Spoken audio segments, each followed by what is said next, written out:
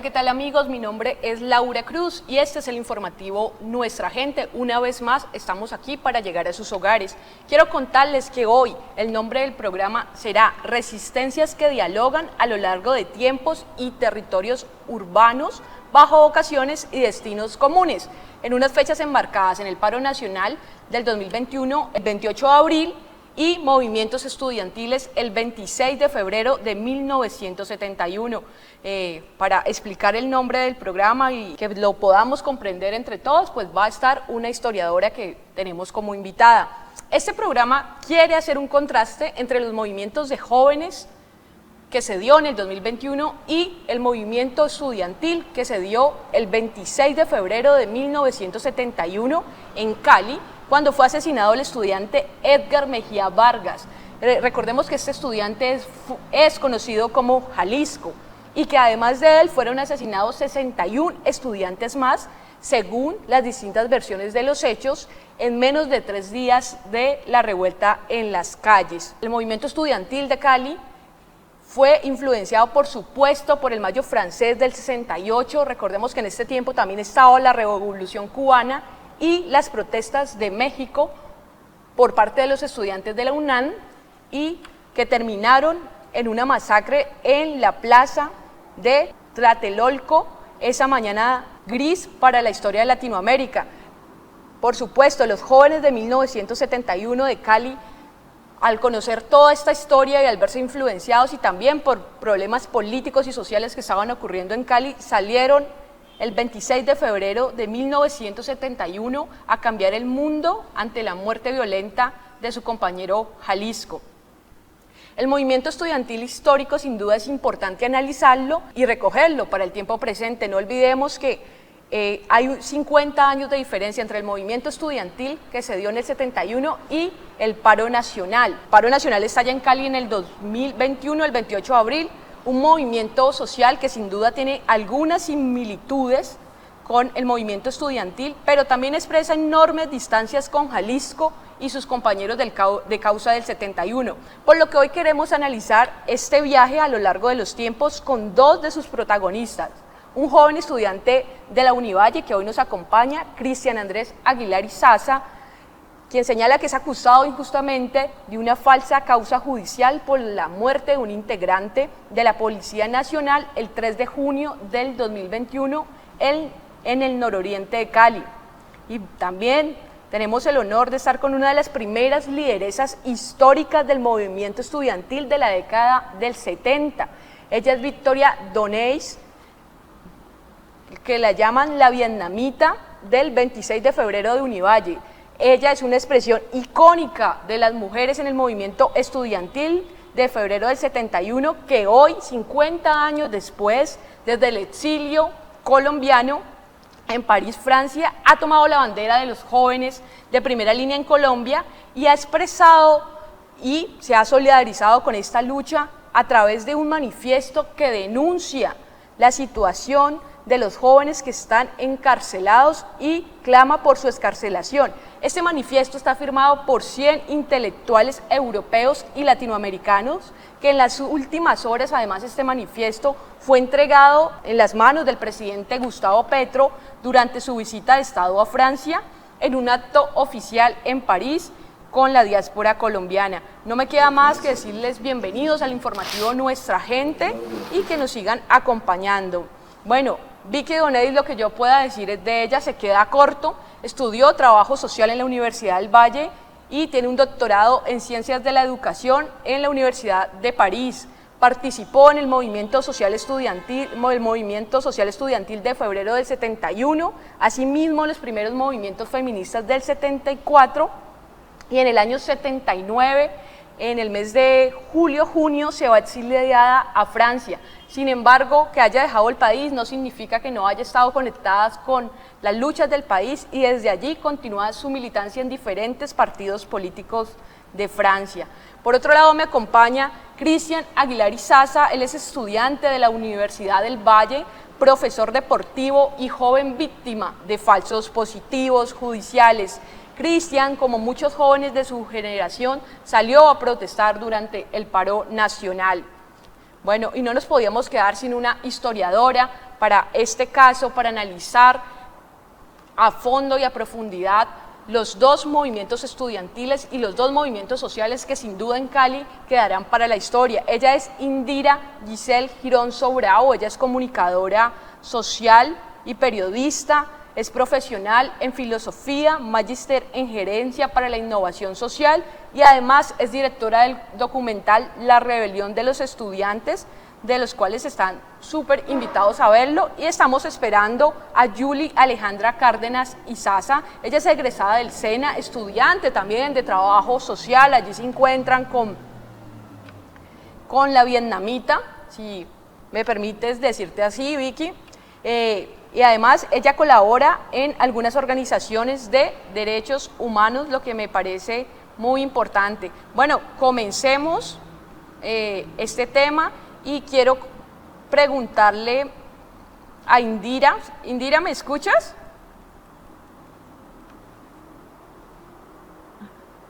Sí, ¿ustedes me escuchan? Sí, perfecto, Indira. Bienvenida al informativo Nuestra Gente. Muchas gracias a ti por la invitación. Bueno, Indira, siento yo que pues me quedo corta al expresar quién es Vicky Donés, reconocida como la vietnamita.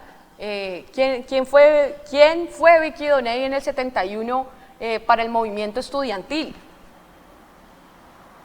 Bueno, tenemos que un poco aterrizar en qué época estamos, ¿no? Estamos en 1970, 1971 en la Universidad del Valle, donde se encuentran muy pocos estudiantes y son estudiantes que más o menos se encuentran en una clase social que se moviliza pues entre la clase media y la burguesía un poco, porque la Universidad del Valle de esa época de 1960-1970, como lo dice Mario Luna en mi documental, era una universidad de las élites de Cali. Entonces, pues allí solo habían más o menos alrededor de unos 5.000, 6.000 estudiantes y todavía la participación de la mujer era muy difusa aquí en Colombia. Digamos que el movimiento feminista tiene pues, una historia de 300 años, pero está más o menos enfocado, digamos, en Europa y en Estados Unidos, ahí era donde tenía su fuerza. Y aquí en Colombia apenas se empezaba, perdón, a movilizar las mujeres, pero sobre todo eh, al lado del movimiento social en general, ¿no? Y pues también estaba la parte pues, del sufragismo, que finalmente se logró conseguir en 1956, si no estoy mal, en 1953, no recuerdo bien. Entonces, Vicky llega pues a este movimiento pues, de la Universidad del Valle y ella me corregirá, por supuesto, que tuve, digamos, el honor de poderla entrevistar y de conocerla cuando estaba haciendo mi tesis y pues cuando hice el documental La Rebelión de los Estudiantes. Es una de las pocas mujeres, igual había en trabajo social unas mujeres muy líderes, muy lideresas, pero pues Vicky se destaca por su fuerza, por sus argumentos, ella empieza a liderar todo el movimiento social del 71, al lado pues de muchos hombres, digamos que siempre la figura de los hombres es bastante reconocido, pero pues ella es la que marca como ese derrotero para que muchas mujeres empecemos a alzar la voz. Entonces fue muy importante Vicky Donés para el movimiento estudiantil y lo sigue siendo para el movimiento en general, porque las figuras históricas siempre tienen ese peso de la contundencia, de la memoria y de lo que se estaba viviendo pues en esa época, que eso repercute pues hasta nuestros días. Entonces, como para no alargarme tanto y darle la palabra a Victoria, a Vicky Donés, pues decir que fue muy importante por la fuerza, por la capacidad argumentativa que ella tenía y por todo lo que movilizó y aportó en términos teóricos al movimiento. Muchas gracias, Indira. Vale. Vicky, ¿nos escuchas bien? Sí, les escucho. ¿Y Vicky, ustedes? Un placer tenerte en el informativo de Nuestra Gente. Espero que haya hecho honor a con la introducción a lo que pasó en los movimientos. Y yo quiero hacerte una pregunta. Yo misma hago parte de una generación que me atrevería a decir que en su mayoría no sabe qué es el movimiento del 71 o quizás no lo conoce a profundidad. ¿Tú nos puedes contar qué fue ese movimiento? Y no sé si es pretenciosa la pregunta, pero ¿qué proyecto de humanidad tenían los jóvenes de la época? Bueno, me parece que es esencial lo del proyecto. ¿Qué proyecto teníamos los jóvenes en la época? Como tú has dicho en la introducción, estábamos bajo la influencia de mayo del 68. La guerra de Vietnam era muy intensa. Los estudiantes se habían levantado en varias partes del mundo. En particular, hiciste referencia a los estudiantes mexicanos y la masacre que hubo de ellos, la Revolución Cubana, por supuesto, y bueno, muchos otros eventos. Entonces, realmente, para nosotros la perspectiva más importante de nuestras vidas era la transformación del mundo. Queríamos un mundo más justo, más equitable. Queríamos un mundo en que no existieran explotados y explotadores. Nosotros propendíamos por una sociedad realmente igualitaria, con puntos de vista tal vez un poco diferentes, porque en el movimiento del 71 pues habían compañeros con una gran influencia cristiana que jugaron un rol supremamente importante, bastante bien recogido en el libro de Gabriela Castellanos, que seguramente ustedes conocen. Habían compañeros de influencia maoísta, que en esa época se denominaba la JUPA, la Juventud Patriótica, que hacían parte del incipiente movida. Habían sectores del Partido Comunista eh, que también jugaron un rol muy importante, compañeros de tendencias trotskistas, de orientación trotskista, y habían compañeros que no tenían definición precisa, pero a pesar de eso estaban influenciados por la ola transformadora del momento. Nosotros pensábamos realmente que la revolución, porque no nos planteábamos reformas, nosotros nos planteábamos una revolución, era una causa que a máximo 10 años vista estaría resuelta. Entonces pueden ustedes imaginarse que cuando uno dice el cambio del mundo está a portas, pues todos estábamos dispuestos a darlo todo por ese cambio, porque la perspectiva era a muy corto plazo. Entonces 10 años no es nada, aunque la canción dice que 20, pero 10 tampoco eran nada. Entonces muchos compañeros se implicaron de manera muy radical, muchos se fueron a la guerrilla, por ejemplo. Otros trabajamos muchísimo en la construcción popular, en los sindicatos, en los barrios. Muchos otros vinculados a las luchas cristianas, también en las parroquias, por ejemplo. Entonces fue un movimiento muy abarcador de la juventud. Fuera de eso, es un momento también de ruptura a nivel, digamos, de los presupuestos morales y machistas de la época. Nosotros yo creo que somos una generación de ruptura, como probablemente lo están siendo también ahora los jóvenes que participaron en el estallido social. La generación que aflora actualmente es una generación muy distinta también a la nuestra en cuanto a sus valores, en cuanto, por ejemplo, al ejercicio de la sexualidad, en cuanto a las aperturas. Así tengan muchos de ellos un proyecto más reformista que revolucionario, ¿no? No digo todos, pero la tendencia reformista, sobre todo con el gobierno actual, pues es muy presente.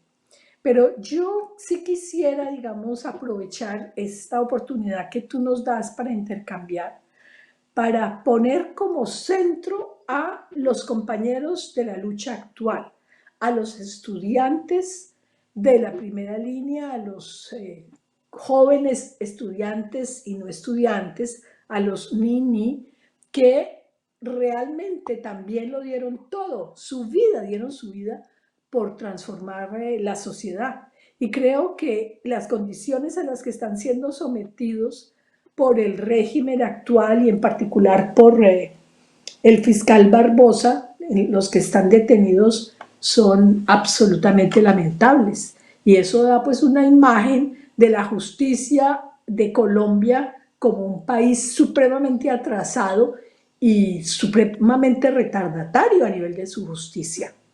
Entonces yo sí me encanta tener la posibilidad de compartir con Cristian. En alguna otra ocasión tú creo que hiciste un panel con él y yo tuve la ocasión de escucharlo por acá. Y me parece un joven muy interesante, entonces espero que podamos conversar ampliamente sobre este tema.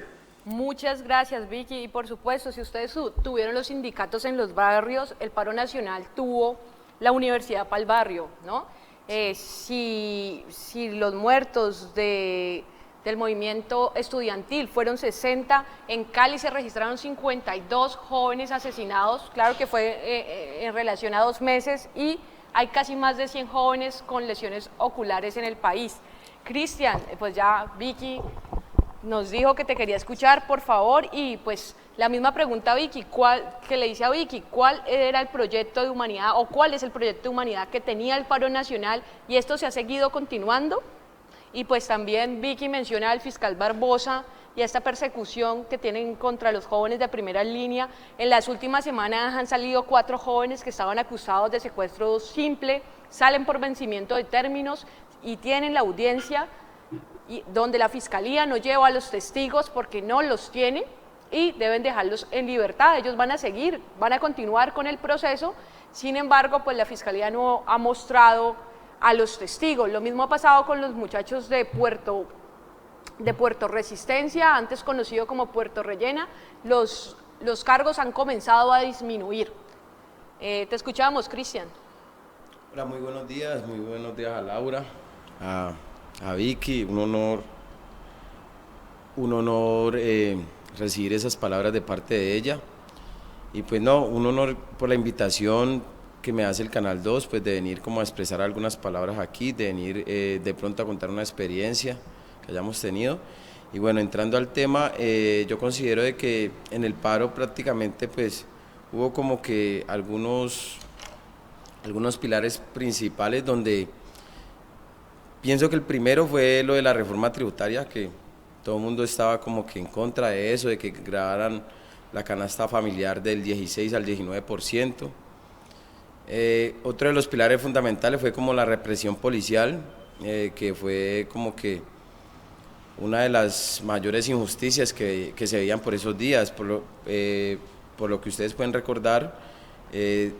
Días atrás en la Universidad del Valle se encontraban concentrados unos estudiantes acampando y pues de manera arbitraria por parte de la gobernadora del Valle y por parte pues de varios entes que permitieron de que sucediera esto, volvió a entrar la fuerza pública a la Universidad del Valle y respetando la autonomía universitaria, ganaba en el 71 y pues gracias a esto como que hubo descontento de parte de toda la sociedad, vieron cómo sacaron a los estudiantes como si fueran unos criminales de la universidad, todo por orden de altos mandos y pues esto generó como también algo para toda la sociedad que hizo salir ese 28 de abril en gran cantidad. Veíamos que el 28 de abril la gente no solamente salía en contra de la policía, en contra de la reforma tributaria, también salía en contra de las EPS, salía en contra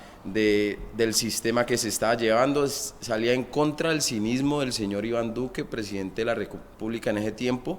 O sea, había demasiados factores, gente pidiendo vivienda, gente pidiendo trabajo, porque en ese tiempo también veíamos que en las zonas donde más se concentraba el paro, que era en las zonas más populares, en las zonas, como se dice, pobres, en estas zonas es donde hay más desempleo en los jóvenes, entonces como que eso era un gran motivo para que la juventud y para que toda la sociedad como tal saliera ese 28 de abril. Bueno, muchísimas gracias, Cristian. Recordemos que especialmente en Cali el SMAT reprimió la protesta de una manera terrible. en Siloé y en diferentes puntos. Vicky, yo quisiera preguntarte, ahora escuchando a Cristian, ¿qué piensas que tiene en común tu generación y los chicos llamados primera línea? Y además, ¿tú por qué decidiste asumir la vocería en espacios internacionales? Si nos puedes contar también lo que pasó en la visita del presidente Petro a París, te agradezco mucho. Bueno, yo creo que es un poquito exagerado decir que yo he asumido la vocería internacional de estos jóvenes, porque hay muchos grupos en diferentes países, aquí en Europa, en Suiza, por ejemplo, son fuertes, en Londres, en España, en Francia, en Bélgica, se han movilizado y han denunciado las condiciones de emprisionamiento de los jóvenes, del estallido social. ¿Qué tenemos? Entonces, bueno, no se puede decir que yo lidere esto. Sí, estuve a la iniciativa de una petición que han firmado más de 140 intelectuales franceses pidiendo la libertad de los jóvenes. Creo que te lo he enviado. Y hemos recogido pues enormemente de firmas de intelectuales porque, como te digo, el caso de estos jóvenes pone en evidencia, de manifiesto claramente, la intercepción que hace el fiscal Barbosa al desarrollo de una justicia equitable en Colombia. Entonces, yo creo que esa es una de las razones por las que este manifiesto ha tenido mucha acogida. Y efectivamente se lo entregué en su propia mano al presidente Petro ayer en un evento que se realizó, dada su presencia aquí en Francia, con la colombianidad. Al lado de este documento le entregué también el documento realizado por los jóvenes del colectivo Jonathan Sabogal, que se llama Hambre de Justicia y Libertad, retomamos la huelga, donde ellos denuncian no solamente sus condiciones de detención, la persecución a sus familias y las amenazas que han hecho a sus familias, amenazas de matar a sus familias, que es enorme, pues, y condiciones de detención en las que están, que ni siquiera pueden tener acceso a medicamentos. El hacinamiento es una situación muy complicada ya, fuera de que no tienen las garantías judiciales y que prácticamente en muchos de los casos podemos hablar de falsos positivos judiciales. Otra cosa que me parece muy importante de relevar en el documento estos compañeros y que le entregué al presidente Petro es que ellos han solicitado en varias ocasiones una mesa de diálogo con el gobierno. Y aparentemente, según lo que entiendo, esta mesa fue aprobada, la realización de esta mesa, pero nunca se ha llevado realmente a cabo. Entonces creo que es muy importante hacer presión para que estas demandas de los jóvenes se realicen y, como el mismo Petro lo ha manifestado, hay que generar la constitución de grupos a nivel, por ejemplo, de la universidad. Para nosotros fue clave cuando estuvimos en la cárcel en el 71, la organización de los estudiantes de la universidad, la presión de los comités, la presión en las calles para que nos liberaran y no nos llevaran, por ejemplo, a un consejo verbal de guerra posteriormente. Entonces yo creo que hay que retomar eso y sobre todo pues viene del mismo Petro. Él dice que ha hecho lo posible por la libertad y efectivamente yo escuché en su discurso cuando ganó que él pedía la libertad de estos jóvenes, pero dicen que por la separación de poderes no se puede hacer nada. Pero yo veo que esa separación de poderes sirve en unos casos, pero en otros no sirve en absoluto, porque precisamente eso es la falsa justicia que respalda a agentes que están en el poder y que han sido terriblemente corruptos. Entonces es la ley del embudo, ¿no?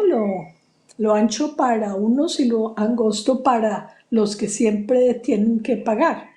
Entonces, presionar para que esta mesa de diálogo se haga una realidad, presionar para que estos jóvenes pues sean reconocidos como presos políticos y se pueda implementar lo de defensores de paz o una amnistía. Bueno, no sé cuál será el mecanismo, pero no se puede nadie seguir lavando las manos diciendo que lo que pasa es que hay separación de poderes y que por eso no se puede hacer nada. Los compañeros que llevan algunos 2 años en la cárcel, simplemente por el hecho de haber protestado. Y claro, son los más pobres, los que vinieron de los barrios que salieron a reclamar un mínimo de derechos.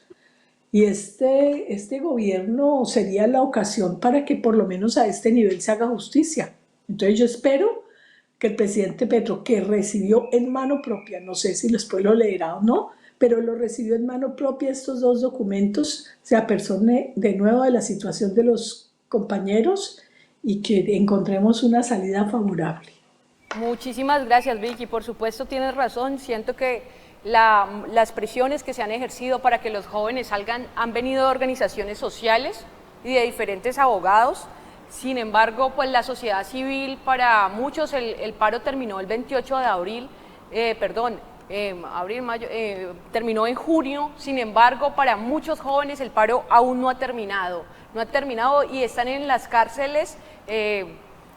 Cristian estaba en Villahermosa en condiciones bastante complicadas. También la cárcel de Jamundí, que es una cárcel de alta seguridad. Muchos compañeros de Cristian estuvieron allá y es una cárcel que llega la comida dañada, que hay problemas de seguridad, que hay problemas de salubridad, que no tienen ni siquiera una celda. Cristian, bueno, el llamado de Vicky siento que además del presidente es a toda la sociedad civil y yo me pregunto, en Europa sale esta iniciativa, la firman 100 intelectuales reconocidos, académicos muy importantes.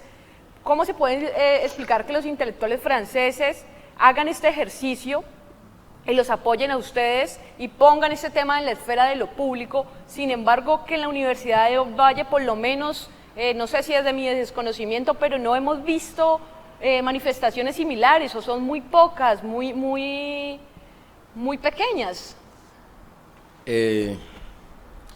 No, pues ahí como que estoy muy de acuerdo con Laura.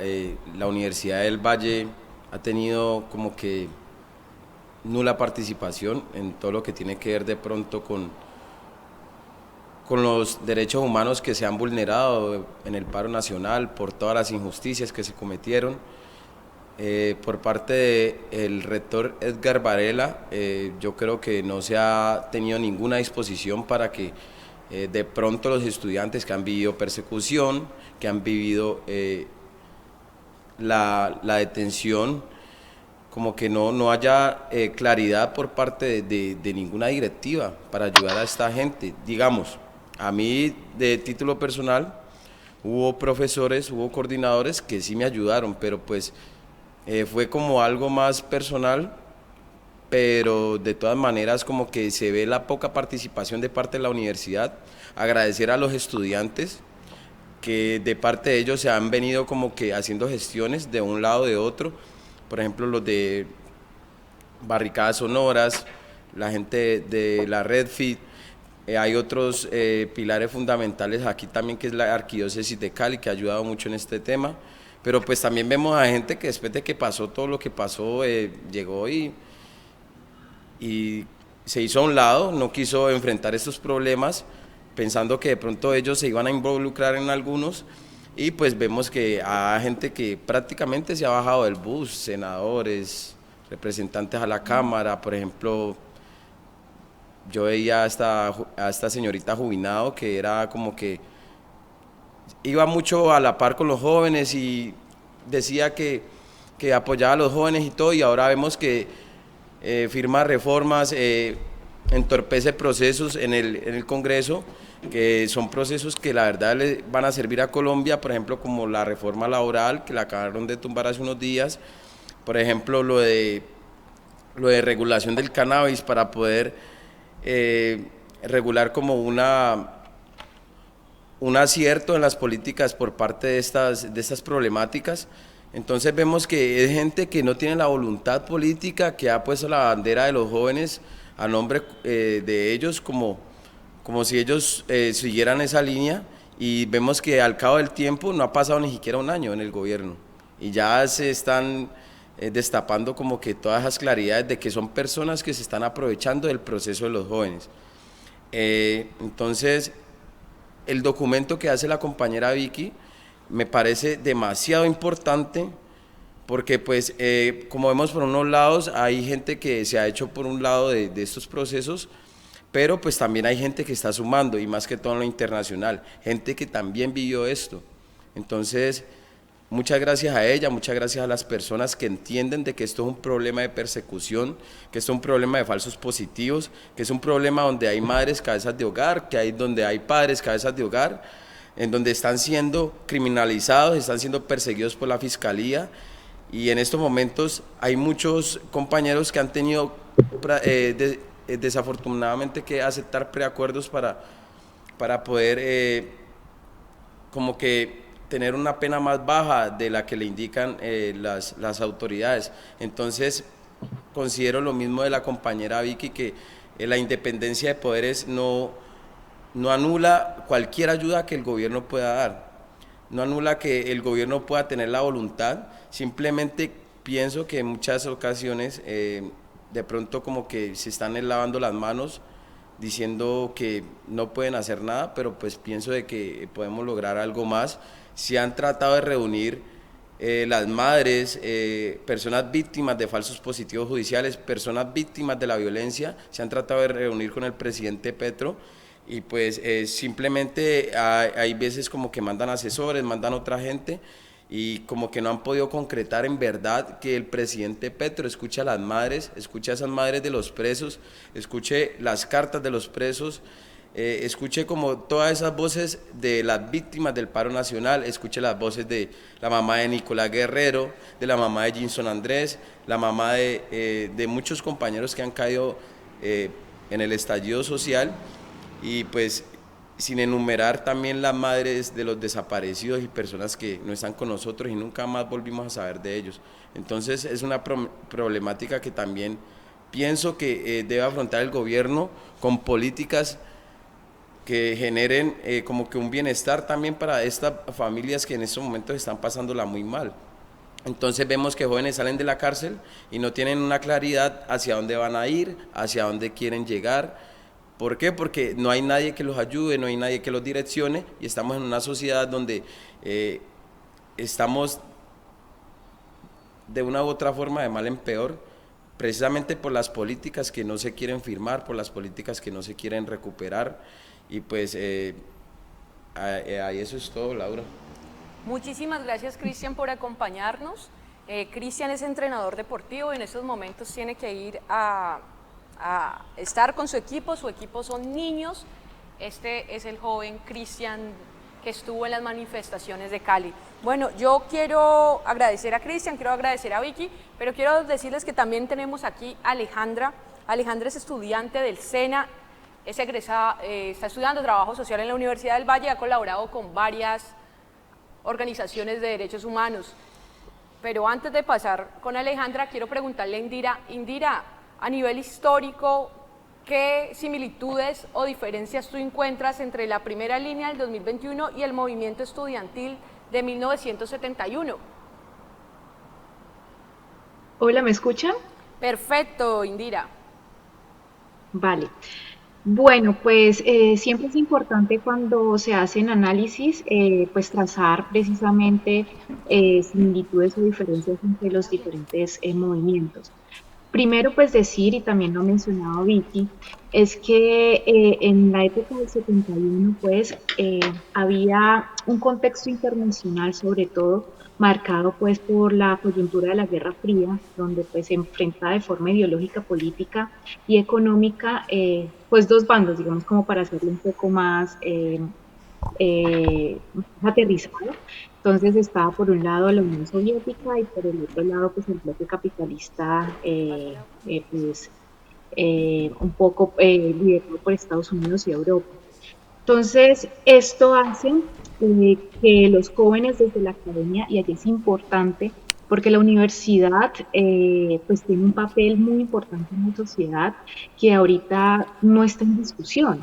Digamos que en esa época sí lo estaba y estaba en discusión en varios sentidos. Uno de ellos, primero, en el sentido de la modernización o el desarrollo. O sea, los jóvenes en esa época eran muy críticos frente al papel de la universidad para tecnificar mano de obra y poder, pues, que el capitalismo pudiera fortalecerse en términos, pues, económicos a partir de sus industrias. Y lo otro era la movilidad social en términos de escala de clases, ¿no? Entonces, pues, y se nos vende aún hoy este tema de que ingresamos a la universidad, vamos a hacer una carrera porque no somos nadie, ¿no? Siempre nos dicen como que estudie para que sea alguien en la vida. Entonces, desde ahí ya nos dicen que no somos nadie hasta que no estudiemos. Entonces, muchos jóvenes optaban pues por el paso, el camino por la universidad para ascender socialmente y pues económicamente, ¿no? Entonces, esas cosas las criticaba la universidad de esa época. Y lo otro que se criticaba, por supuesto, era la función de la universidad, o sea, el deber ser de la universidad frente a las luchas sociales también. Recordemos que los movimientos estudiantiles, por lo menos aquí en Colombia y no y en el mundo también, eh, han estado de la mano al lado pues de los movimientos sociales. O sea, este movimiento de la Universidad del Valle, por supuesto, no hubiese sido tan grande si no hubiese tenido el apoyo del movimiento social en general. Y también pues hay que tener en cuenta la coyuntura que vivía el país, que era el Frente Nacional, donde se repartía el poder, el Partido Liberal y el Conservador, donde constantemente estábamos en un estado de sitio, valga la redundancia, y que pues había, pues como estamos en estado de sitio, hay una constante represión, sobre todo hacia el movimiento estudiantil y los movimientos sociales, y eso hizo que no solo el movimiento estudiantil saliera a la calle, sino que había tomas campesinas por parte del NUC, habían también tomas de fábricas, de empresas, el movimiento sindical también era muy fuerte en esa época, entonces había toda una amalgama de movimientos, o más bien de luchas que se unía tanto, que hacía que se uniera tanto el movimiento estudiantil como el movimiento social en general. Entonces eso hizo que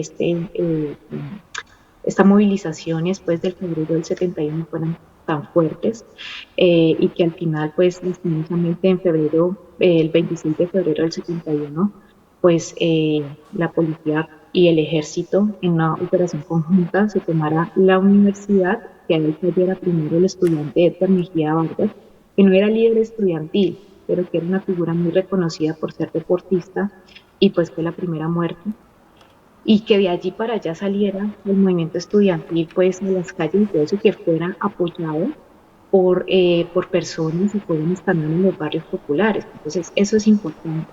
Y lo otro también a tener en cuenta, aparte de que los jóvenes se pensaban en la universidad, también se pensaba en un cambio, una transformación radical de la sociedad. Y con radical me refiero a ir a la raíz, no como se entiende ahorita de forma tergiversada, que es extremista o sectario, en fin, no, radical es ir a la raíz.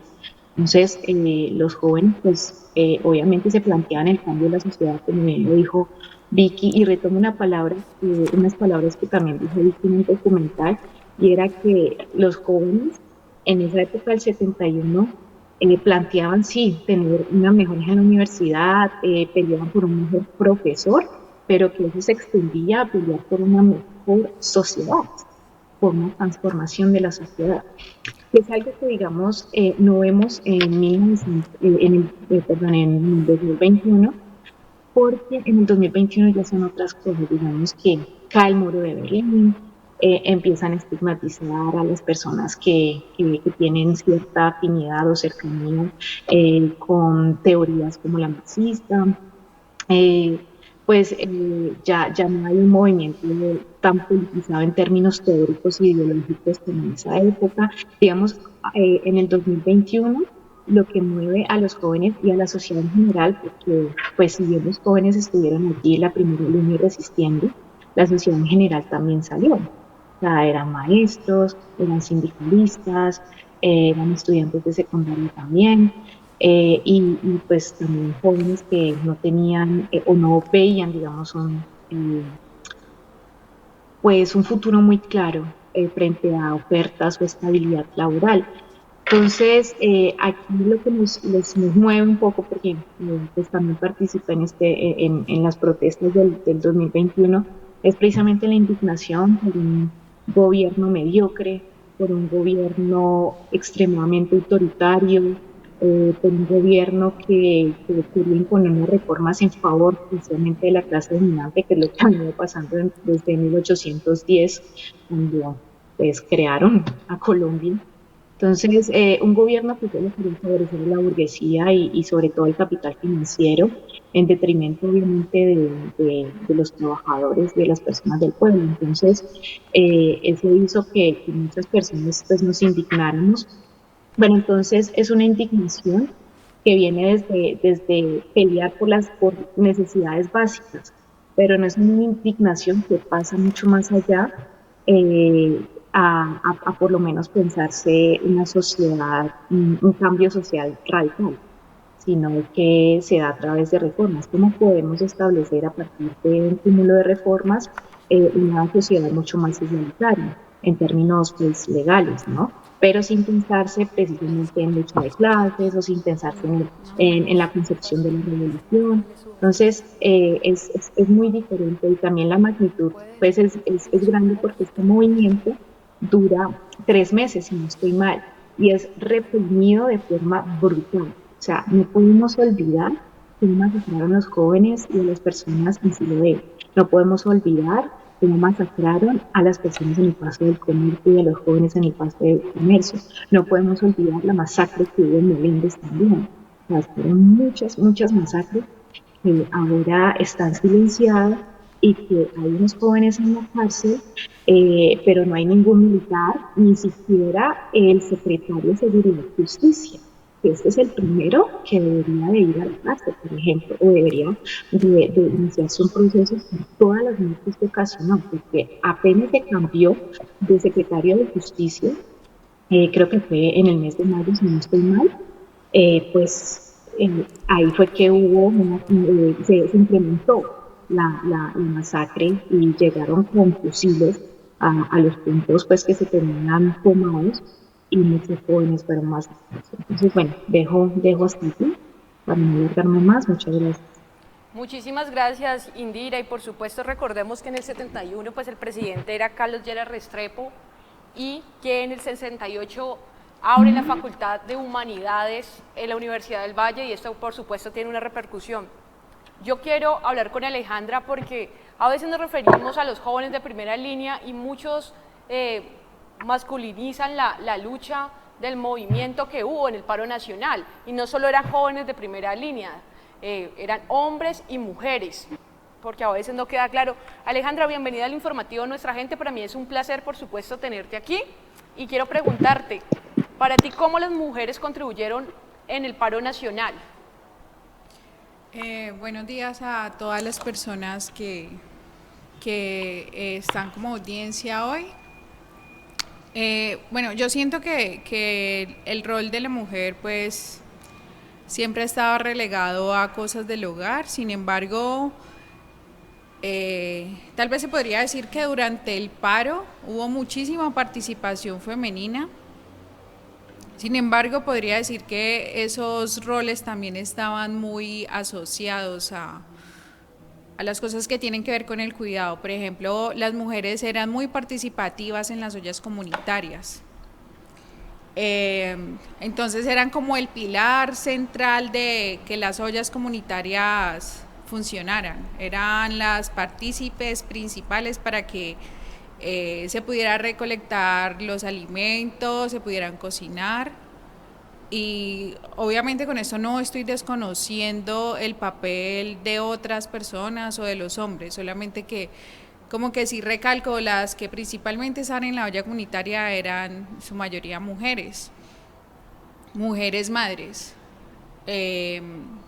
Y pues claro está que era algo importantísimo poder contar con comida en los puntos, porque muchos jóvenes de los que participaron ese era como su única manera de recibir un alimento seguro. En muchas ocasiones llegué a escuchar, es que yo voy al paro porque allá tengo aseguradas las 3 comidas como mínimo.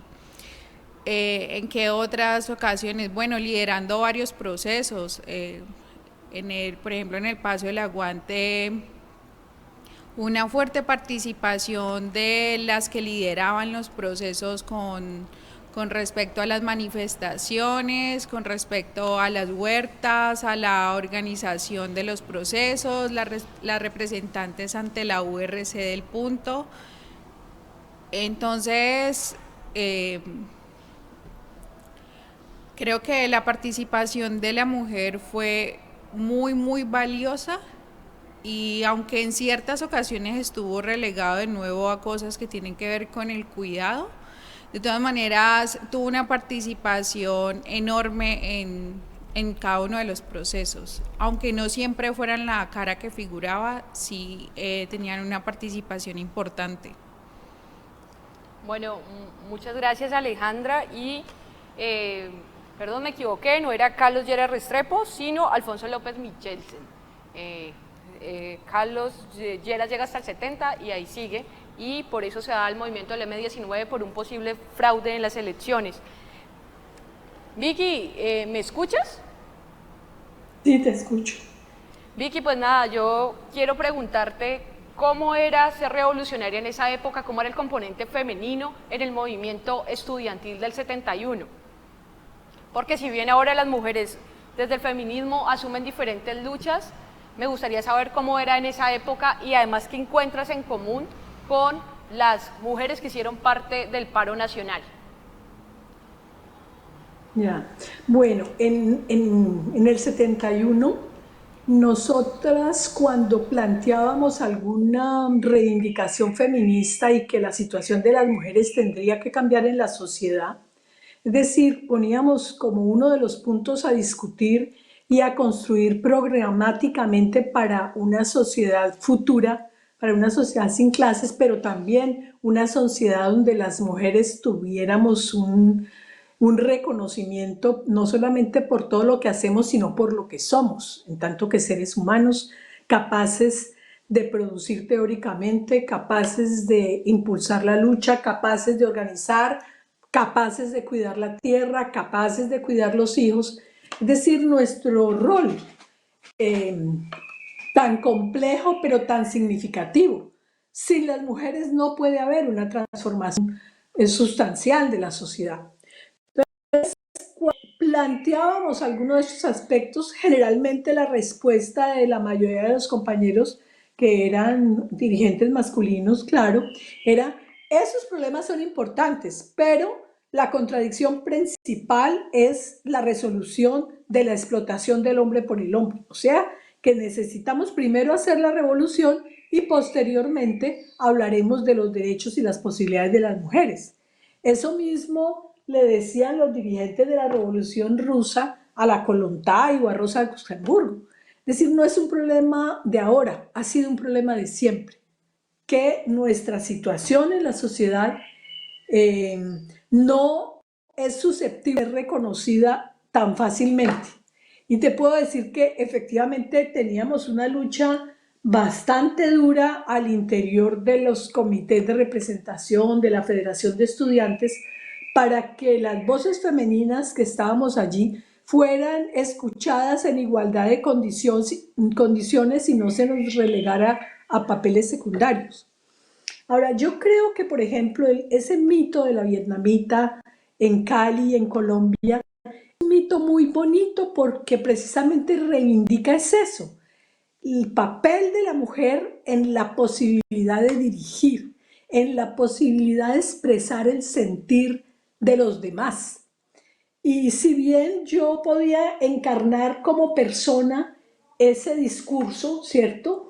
Yo, como le dije a Gabriela Castellanos, cuando yo tomaba la palabra, yo era yo, pero no era yo, era ellos, ¿entiendes? Entonces yo creo que eso es lo que la gente reivindicó allí. Y claro que es por las circunstancias, porque como las mujeres tenían un papel mucho más subordinado que actualmente, entonces el hecho de que hubiera una mujer que tomara la palabra en público y pudiera movilizar a sectores populares, pues era algo especial. Pero yo ni fui la primera en Colombia, pues recordémonos por ejemplo de María Cano, de la Gaitana, de tantas mujeres que han tenido un rol ejemplar, sino que fueron como las circunstancias que hicieron que yo estuviera allí. Es decir, yo no creo que yo sea o hubiera sido mejor que muchas otras compañeras que participaron en la lucha. Fueron circunstancias que hicieron que ese mito se creó a partir de mi persona. Es verdad que enfrenté a la policía, es verdad que tenía valor, es verdad que nunca me arrodillé, es verdad que nunca hice concesiones, es verdad que nunca he sido trepanga y es verdad que siempre he mantenido una posición de principios, pero muchas otras compañeras también. Entonces, ese mito de la vietnamita, lo que me parece interesante es que se retoma a través de los movimientos sociales posteriores al 71 y vemos muchas vietnamitas en Colombia. Yo tuve la ocasión, por ejemplo, de estar en Puerto Resistencia el día de alrededor de la segunda vuelta de las elecciones. Y ahí yo vi muchísimas compañeras que tomaban la palabra, que eran dirigentes, que participaban. La situación ha cambiado. Si en la época mía, pues éramos pocas las que al menos tomábamos la palabra, eh, pero muchas sí participábamos, pero ahora es algo generalizado. Y también quiero, digamos, precisar que el movimiento estudiantil del 71 parte de la universidad, es cierto. Y bueno, como hace referencia Indira, hay condiciones particulares en la universidad y de reivindicaciones propias a la universidad que nosotros enarbolamos. Nuestra perspectiva esencial era la transformación de la sociedad. Pero el movimiento de los compañeros de ahora del estallido social es un movimiento que no me parece tanto haber sido gestado en su profundidad en la universidad, a pesar de que por supuesto la universidad participa y es normal que así sea, pero es gestado en los barrios populares, es gestado en los puntos de resistencia, es allí que se da el bloqueo, es de allí que se da la organización, es allí que aparecen las ollas comunitarias, es allí que empieza a engendrarse ese proceso barrio adentro que generaron los jóvenes del estallido social, de organización popular. Y a eso es que yo llamo hoy, compañeros. Es muy importante tratar de generar, volver a generar esa organización que fue incipiente en el estallido social a nivel de los barrios, a nivel de la universidad, a nivel de los colegios, constituir comités. Y es cierto, Petro llama a que los jóvenes defiendan a los jóvenes en la calle. Pues sí, eso hay que hacerlo. Inclusive Petro sabe muy bien que sin apoyo popular él no podrá ir más lejos, él no podrá ni escasamente de pronto mantenerse en el gobierno. Pero también tenemos que recordarle a Petro y al gobierno que, dado el trato que se le ha dado a los compañeros que salieron a reclamar en la calle, a movilizarse por mejores condiciones, que están ahora presos estos compañeros, la gente para salir a defender las reformas del gobierno actual se plantea la cuestión. Bueno, yo me movilizo, nos movilizamos, pero después, si a mí me cogen la policía, si a mí me llevan a un juicio, ¿voy a tener esta misma suerte? Entonces yo creo que eso es una cosa que está obstaculizando la posibilidad de organizarse y de movilizarse. Pero me parece que de todos modos hay que hacer un gran esfuerzo. El gobierno tiene que darle solución a este problema de los jóvenes para mostrar que sí es posible la protesta social sin judicialización de la misma, que sí es posible que la gente pueda expresarse libremente y organizarse libremente. Pero para ello me parece indispensable que hayan gestos de solidaridad y gestos claros para la libertad de los compañeros que están hoy presos. También yo quisiera hacer un llamado a los compañeros profesores universitarios. Si en Francia hemos tenido la posibilidad de que rápidamente más de 140 intelectuales ya han denunciado. ¿Por qué no iniciar en Colombia? Ese es un llamado concreto que hago. Iniciar en Colombia un llamado para que los intelectuales colombianos se pronuncien sobre la libertad de los compañeros presos, los 305, bien sea con este mismo documento o con otro documento, pero para que vamos aunando fuerzas. Y es esencial que los intelectuales colombianos se pronuncien y luego, como se hizo aquí, después poner en línea la petición para generar una presión fuerte y real que no solamente sea nacional, pero que está siendo internacional, claro, y desarrollarla con una presión internacional. Claro que sí, Vicky. Quiero pedirles que difundan este manifiesto y que nos ayuden a llegar a los grandes medios de difusión nacional con él, para poder que la presión sea real y efectiva. Una de las personas que ha abanderado la lucha de los jóvenes de primera línea y que ha hecho un trabajo muy importante es Alejandra. Alejandra, ¿tú qué sientes que ha faltado para que lo que nos está diciendo la vietnamita pueda ser posible, sobre todo en Cali, ¿no?, que fue denominada la capital de la resistencia? Bueno, yo estoy muy de acuerdo con ella cuando tal vez manifiesta que nos ha faltado un poco más desde acá. Bueno, ahí me salgo un poco, quiero hacer una aclaración, no siento que haya liderado del todo los procesos, pero sí he tratado de acompañar en la medida de las posibilidades. Bueno, yo siento que también ha hecho falta, como también lo mencionaba Cristian, un acompañamiento más fuerte de Univalle. La administración de Univalle no se ha pronunciado. Entonces, por ejemplo, cuando se escuchaba algo sobre un estudiante de la Universidad del Valle que estaba detenido, pues nadie sabía de quién se estaba hablando. A pesar de que como familia se hizo lo posible para difundirlo, se imprimieron volantes para repartirlos dentro de la universidad no tuvo un apoyo claro ni fue mucho menos fuerte hacia esto. Entonces, creo que si desde lo público no estamos apoyando a los que creemos nuestros, a los que vienen de abajo, a los que la sufrieron, porque pues listo, el paro se terminó en junio y ¿qué es de esos jóvenes que aún siguen detenidos o que duraron más de un año detenidos? Entonces siento que como parte de la administración de la Universidad del Valle no hubo un apoyo, para nada. Sí hubo algunos comités liderados por estudiantes que como que se pusieron en la labor de difundir cosas, de hacer un acompañamiento a las familias que tenían algún integrante de su familia de la Universidad del Valle, algunos comités, pero era algo más que nacía desde los estudiantes. Siento que la sociedad en general también está como, no sé, como que ya llegó el cambio y todo quedó allí. Entonces, la falta de apoyo hacia esos jóvenes de primera línea, entonces hay muchísima estigmatización todavía, de personas que en su momento lo apoyaron y con el tiempo se han olvidado de nuevo la lucha que dieron esos jóvenes. Hay que tener en cuenta de que eso, gracias a esos jóvenes es que hoy tenemos un gobierno diferente. Tal vez hay unas lógicas que se repiten, pero tenemos una oportunidad de cambio y el apoyo que se ha dado por parte de la ciudadanía en general siento que no ha sido tan constante.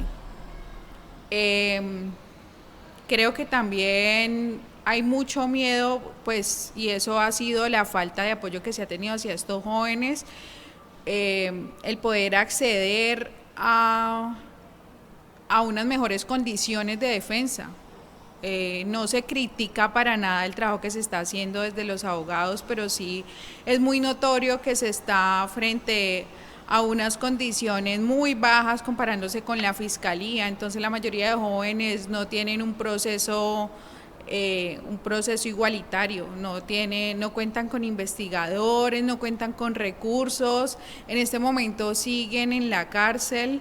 Entonces creo que también ha faltado hablar de democracia en el sentido en cómo se acoge la justicia para las personas pues con menos recursos económicos. Indira, ¿me escuchas? Muchas gracias, Alejandra. Indira. ¿Aló? Aló, Indira, Alejandra nos habla que hay un cambio de gobierno, un gobierno diferente, y nos habla de democracia. ¿Cómo funcionaba la democracia y si funcionaba en esa época?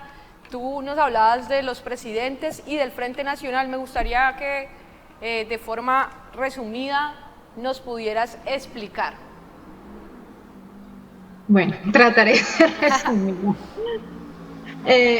Bueno, empezar porque el Frente Nacional fue un acuerdo bipartidista entre el Partido Liberal y el Conservador. Recordemos que matan a Gaitán, asesinan a Gaitán en 1948, luego se da una junta militar, luego Rojas Pinilla toma el poder a partir pues, de una dictadura militar. Después es derrocado precisamente por el movimiento estudiantil, donde ahí sí la burguesía de Colombia dice pues que los jóvenes son los héroes de la democracia, pero pues fueron utilizados precisamente para que el Partido Liberal y el Conservador nos vendiera como democracia el Frente Nacional. Definitivamente, si hablamos de democracia como tal, en esa época no había, porque luego ellos se repartieron el poder, no podía haber ningún partido pues que les disputara, solo era el Partido Liberal y el Conservador, y justo en la época de 1970 y 71, que es la que estamos estudiando, es Misael Pastrana Borrero quien sube al poder de forma fraudulenta en 1970, unas elecciones en las que cuando empezaron a contar los votos cortaron el fluido eléctrico. Entonces, bueno, de ahí surge un poco este movimiento 19 de abril, que es el M19, en contra de estas elecciones fraudulentas pues, de 1970, y luego termina Alfonso López Michelsi en 1978, con el Frente Nacional, que duró 16 años, donde hubo represiones constantes del movimiento social en general, sobre todo el movimiento estudiantil, donde pues realmente no hubo democracia porque no cabía, digamos, otras opciones políticas aparte de la liberal y el conservador, y donde el poder se lo repartieron entre ellos, y no solo fue el poder nacional, sino el poder territorial, porque ellos eran los que elegían a los alcaldes y demás. Entonces, bueno, hasta ahí dejo para no alargar un poco. Muchísimas gracias. Sí, definitivamente no hubo democracia como tal. Muchísimas gracias, invitadísimos a ver el documental de Indira, está en YouTube, lo pueden encontrar, y quiero cerrar preguntándole a la vietnamita, en el discurso que da el presidente en La Habana, cuando firma con el ELN el cese al fuego, él habla que Colombia no está condenado a 100 años de soledad, haciendo referencia por supuesto a Gabo, dice que hay esperanza para este país, que podemos, que ya los aurelianos buen día ya están mandados a recoger, y yo también creo que cuando él escribe el coronel en su laberinto, creo que esos coroneles también ya están mandados a recoger, lo veíamos con el coronel que ahorita se me va el nombre, que ayudó al rescate de los niños, y estos niños también, que fueron después de 40 días, los pudieron rescatar de la selva, también siento que representan una esperanza para este país. Vietnamita, usted desde Francia, desde el exilio, pero también desde las luchas y viendo el contexto colombiano y estando muy cerca de él, además militando, ¿usted siente que para Colombia hay esperanza, que podemos tener un cambio a pesar de que el presidente ha presentado varias reformas y le lograron, pues se hundieron 2 reformas y hasta ahora están cursando la de la salud y la pensional? ¿Usted piensa que para Colombia hay esperanza? Pues dicen que la esperanza es lo último que se pierde, y yo estoy de acuerdo con eso. El presidente Petro no tiene un proyecto revolucionario, tiene un proyecto reformista, y las reformas que plantean son reformas supremamente elementales, es decir, Francia es un país capitalista y neoliberal en profundidad, pero aquí los derechos que reivindica Petro en sus reformas, por ejemplo, a nivel laboral, son cosas absolutamente elementales, absolutamente elementales. No tocan en lo más mínimo, como el mismo Petro lo dice, la estructura capitalista. Pero el problema enorme es que en Colombia el atraso de las clases dirigentes es tan grande que ni siquiera son capaces de entender y de reconocerse en un proyecto capitalista liberal. Entonces eso es lo que hace que la situación pues esté supremamente bloqueada.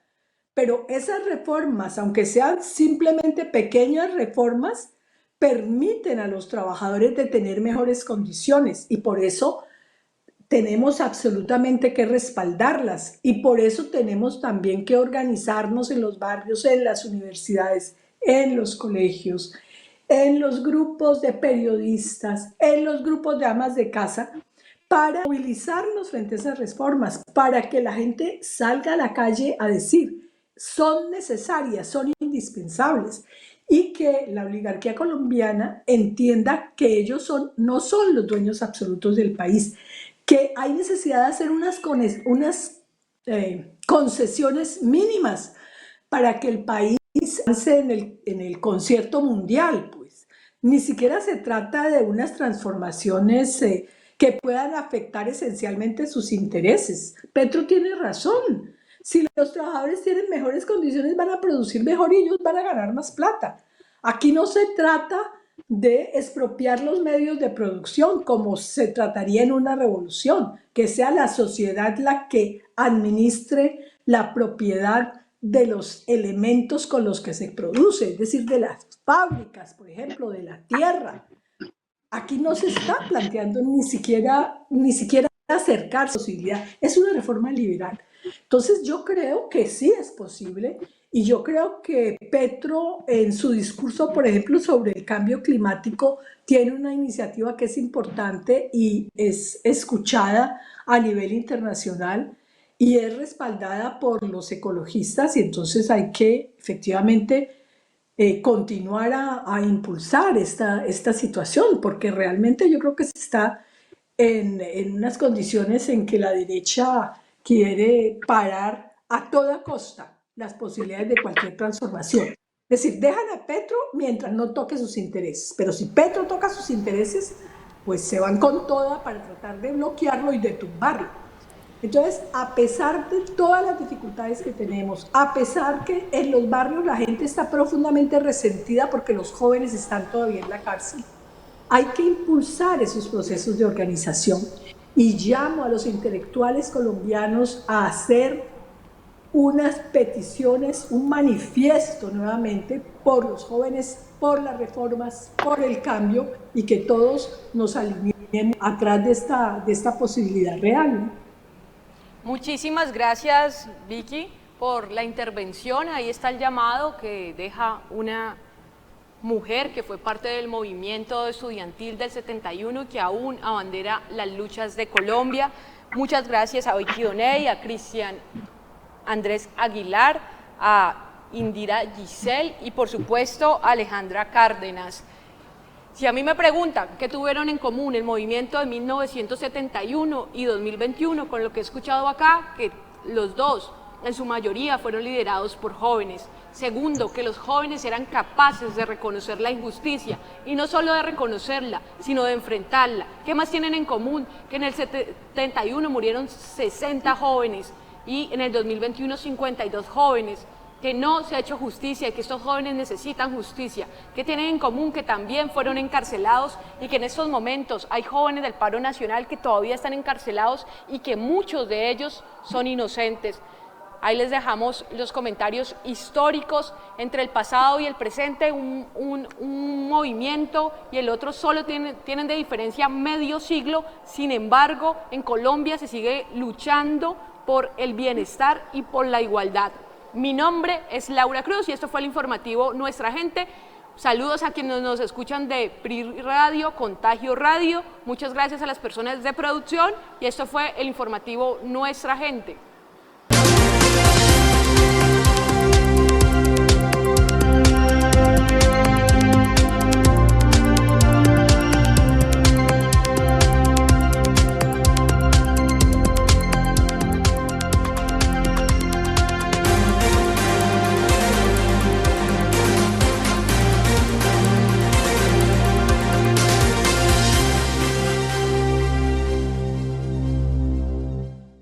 Aprovecha el 50% de descuento en la tasa de interés moratorio en los tributos distritales. Realiza tu pago hasta el 30 de junio por la app Impuestos Cali o PSE y de forma física en la red de bancos autorizados, Puntos Gane y Efecti.